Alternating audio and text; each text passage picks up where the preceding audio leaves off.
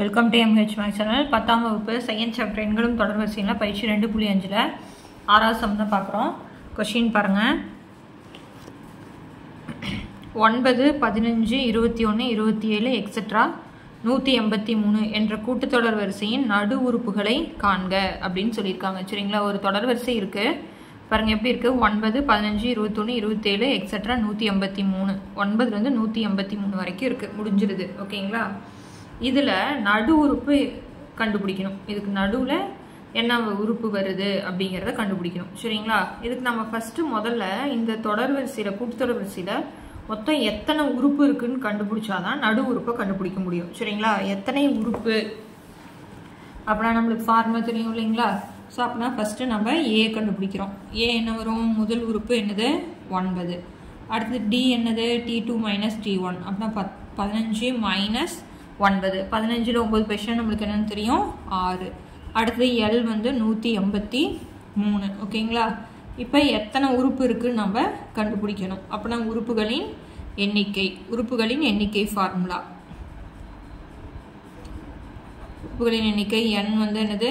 L - A/D + 1. L என்னன்னு தெரியும்? 183 - A 9/D 6 + 1. ஓகேங்களா, இப்போ 183ல் 9 கழிக்கிறோம். அப்புறம் என்ன வரும்? 174/6 + 1. இப்போ 174 6ஆல் வகுக்கிறோம். சரிங்களா, 2 6 12, 2 6 12. அப்படின்னா மீதி 54. அப்படின்னா 6ஆம் வைப்பாட்டில் 9 6 54 + 1 அப்படின்னா எத்தனை? 30. அப்படின்னா அந்த இதில் எத்தனை உறுப்புகள் இருக்குது? 30 உறுப்பு இருக்குது. ஓகேங்களா, n 30. அப்படின்னா இந்த கூட்டுத்தொடர் வரிசையில் எத்தனை உறுப்பு இருக்குது? 30 உறுப்பு இருக்குது. ஓகேங்களா,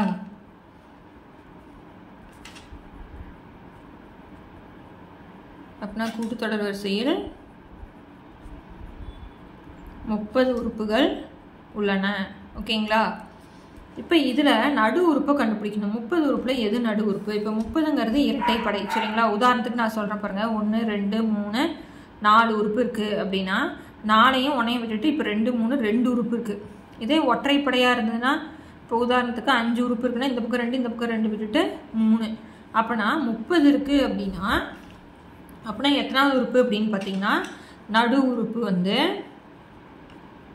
30 12ஆல் வகுத்தா நம்மளுக்கு என்ன வரும்? நடு உறுப்பு 15 கிடைச்சிருங்களா. அப்படின்னா என்ன எழுதிக்கலாம்? 15 16. அப்படின்னா 15ஆவது உறுப்பு 16ஆவது உறுப்பு தான் நம்மளுக்கு என்னது? நடு உறுப்பு. ஓகேங்களா, நீங்கள் 30 வரைக்கும் எழுதி இந்த பக்கம் 1 அந்த பக்கம் 1 இந்த பக்கம் 1 இந்த பக்கம் 1 அடிச்சு பார்த்தீங்கன்னா நடுவில் எத்தனை நம்பர் இருக்கும்? 2 நம்பர் நிற்கும். ஓகேங்களா, அது எத்தனாவது உறுப்பு? 15ஆவது உறுப்பு 16ஆவது உறுப்பு. அப்புறம் நடு உறுப்பு தானே கண்டுபிடிக்க சொல்லியிருக்காங்க. அப்படின்னா 15ஆவது உறுப்பும் 16ஆவது உறுப்பும் கண்டுபிடிக்கணும். அப்படின்னா நம்ம T15 எழுதிக்கலாமா? T15. அப்புறம் நம்ம என்ன ஃபார்முலா எடுத்துக்கலாம்?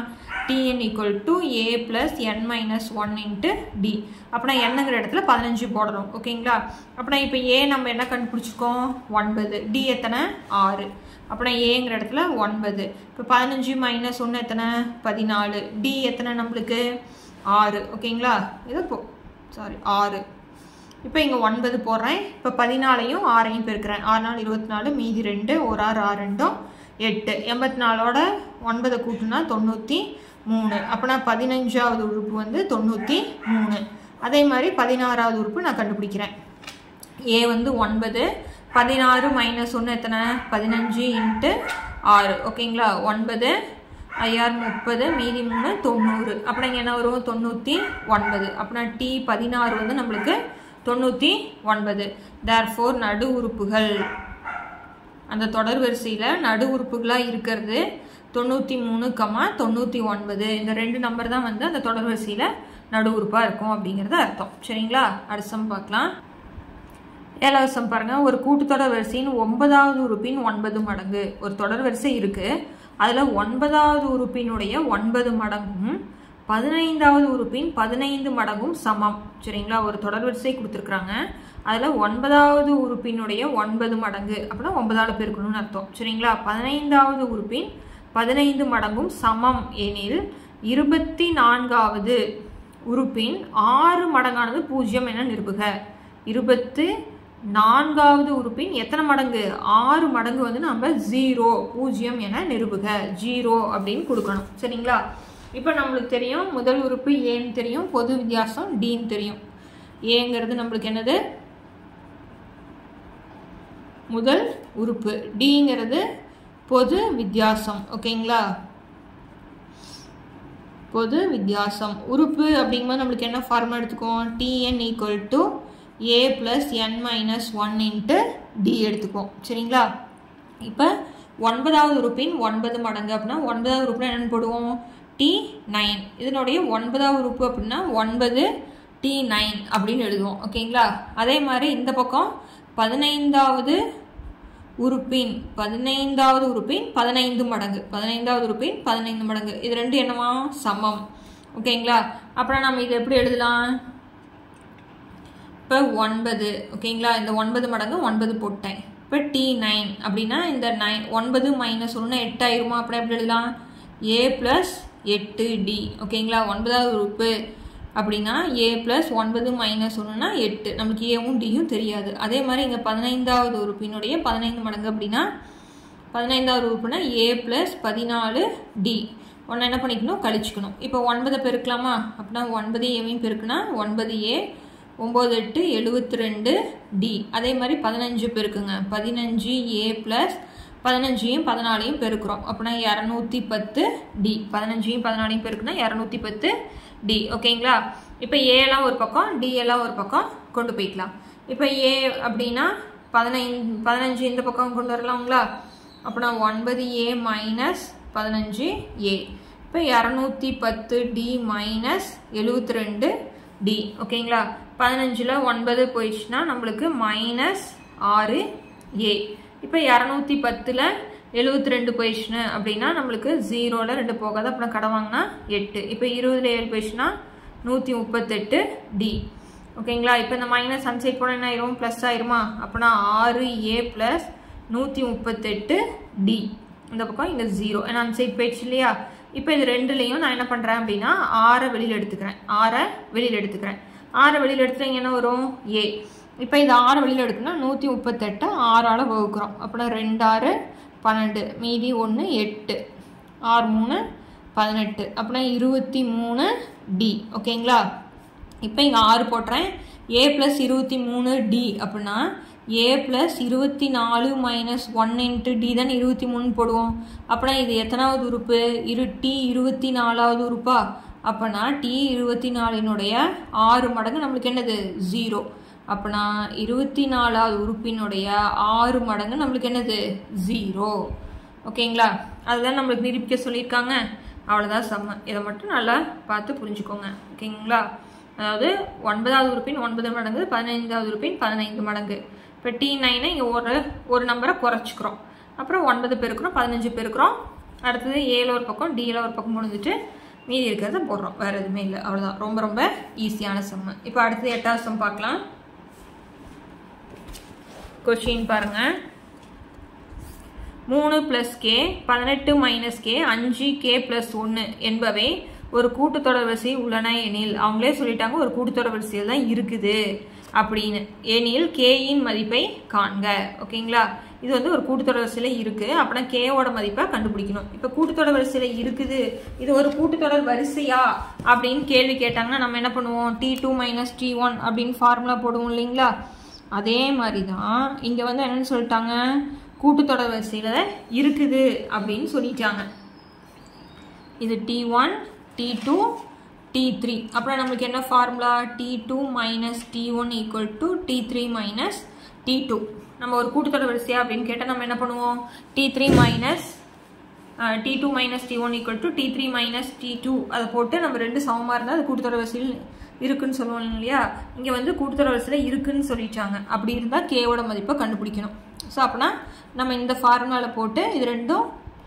சமமாக இருக்குது அப்படின்னு சொல்லி கொடுத்துட்டோம்னா அதில் k-ஓட மதிப்பு கண்டுபிடிச்சிடலாம் இப்போ t2 என்னது 18 - k அடுத்து என்ன குறி மைனஸ் t1 போடுறோம் 3 + k ஓகேங்களா அடுத்து t3 என்னது 5k + 1 மைனஸ் t2 என்னது 18 - k ஓகேங்களா? இப்போ என்ன பண்ணுறேன் அப்படின்னா 18 மைனஸ் கே மைனஸ் உள்ளார் கொண்டு போனால் -3 மைனஸ் கே. அதே மாதிரி 5k + 1 -18 minus into minus plus. ஓகேங்களா? இந்த இடத்துல ப்ராக்கெட் போடணும், ஏன்னா இந்த இடத்துல மைனஸ் இருக்கிறனால உள்ளார பெருக்கும் பொழுது. இப்போ என்ன ஆயிரும்? 18 - 3 15. ரெண்டுமே ஒரே குறியாக இருந்தால் கூட்டி அதே குறி போட்டுக்கணும். இங்கே ஒரு கே இங்கே ஒரு கே, அப்படின்னா 2k. அதே மாதிரி இங்கே பாருங்கள் 5k இங்கே ஒரு கே, அப்படின்னா எத்தனை? 6k + 1 -18. குறி வேறையாக இருந்தால் கழிச்சிட்டு பெரிய நம்பர் குறி போட்டுட்டோம். இப்போ கேலாம் ஒரு பக்கம், நம்பர்லாம் ஒரு பக்கம். இந்த ப்ளஸ் கே அந்த சைட் போனால் என்ன, சாரி மைனஸ் கே அந்த சைட் போனால் ப்ளஸ் கேவாக மாறிடும். இந்த மைனஸ் இந்த சைடு வந்தால் ப்ளஸ்ஸாக மாறிடும். இப்போ 15யும் 17யும் கூட்டினா நம்மளுக்கு 32. 6 2யும் கூட்டினா 8. இப்போ கே இந்த பக்கம் வச்சுட்டு 8 பெருக்கல் இருக்குது இந்த சைடு வந்து என்ன ஆயிரும்? வகுத்துலாம் மாறிடும். அப்புறம் 32 8ஆல் வகுத்தணும் நம்மளுக்கு என்னது?